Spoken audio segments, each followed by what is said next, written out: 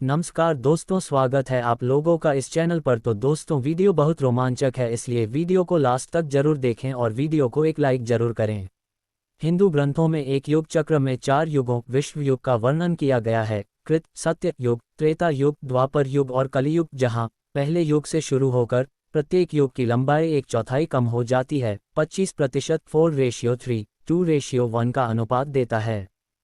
प्रत्येक युग को एक मुख्य अवधि उर्फ के रूप में वर्णित किया गया है।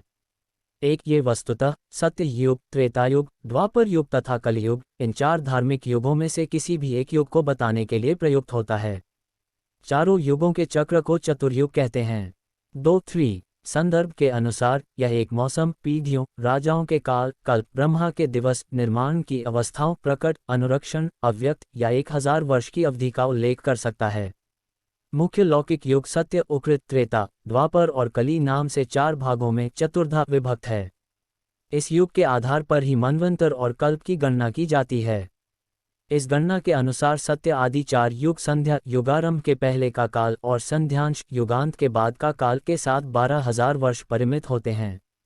4 युगों का मान 4800-3600-240-12000 वर्ष है। 4800 times 360 equals 1,728,000 दिव्य सतयुग। 3600 times 360 equals 1,296,000 दिव्य त्रेतायुग। 2400 times 360 equals 864,000 दिव्य द्वापर युग। 1200 times 360 equals 432,000 दिव्य कलियुग। युगों का ये परिमाण दिव्य वर्ष में है। दिव्य वर्ष इक्वल्स 360 मनुष्य वर्ष है, अतः 12,000 टाइम्स 360 इक्वल्स 43, 20,000 वर्ष चतुर्युग का मानुष परिमाण हुआ। तदनुसार सत्ययुग इक्वल्स 1728,000, त्रेता इक्वल्स 1296,000, द्वापर इक्वल्स 864,000, कली इक्वल्स 4,32,000 वर्ष है। 1000 चतुर्युग को युग भी कहा जाता है, से एक कल्प यानी ब्रह्मा की आयु 100 वर्ष है। 71 दिव्ययुगों से एक मनवंतर होता है। ये वस्तुतः महायुग है। अन्य अवान्तर युग भी है।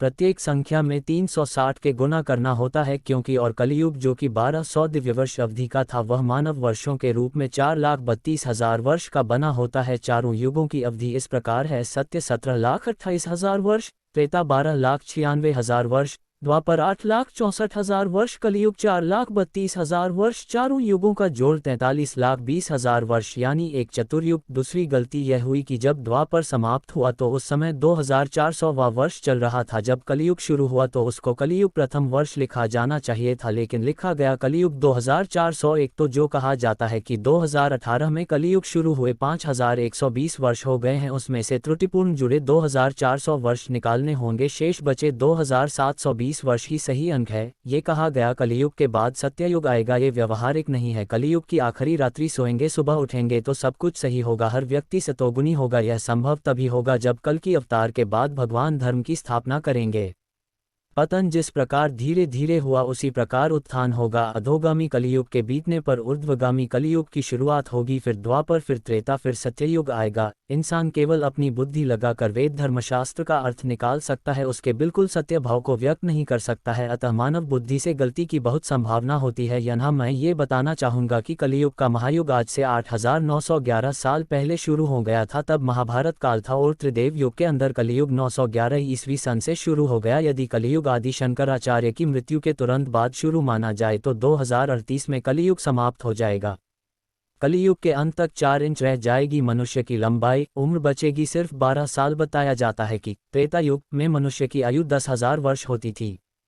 हमारे शास्त्रों में 4 युगों के बारे में बताया गया है। इन 4 युगों के नाम हैं: 1 कलियुग, 2 सत्ययुग, 3 त्रेता युग और द्वापर युग। युग शब्द का अर्थ होता है एक निर्धारित संख्या के वर्षों की काल अवधि। हर युग की अलग अलग विशेषताएं रही है। जानकारों के अनुसार इस समय कलियुग चल रहा है। इस कलियुग की मुद्रा लोहा बताई गई है, वहीं इस युग के पात्र मिट्टी के हैं। आज हम आपके लिए लाए हैं कलियुग के बारे में खास जानकारी। कलियुग ये चतुर्थ युग है। इस युग की विशेषताएं इस प्रकार है: इस युग की पूर्ण आयु अर्थात कालावधि 4,32,000 वर्ष होती है। इस युग में मनुष्य की आयु 100 वर्ष होती है। मनुष्य की लंबाई 5.5 फीट लगभग 3.5 हाथ। कलियुग का तीर्थ गंगा है। इस युग में पाप की मात्रा 15 विश्वा अर्थात 75% होती है। इस युग में पुण्य की मात्रा 5 विश्वा अर्थात 25% होती है। इस युग के अवतार कल्कि ब्राह्मण विष्णु यश के घर अवतार होने के कारण मनुष्य जाति के उद्धार, अधर्मियों का विनाश, अवधर्म की रक्षा के लिए। इस युग की मुद्रा लोहा है। इस युग के पात्र मिट्टी के हैं।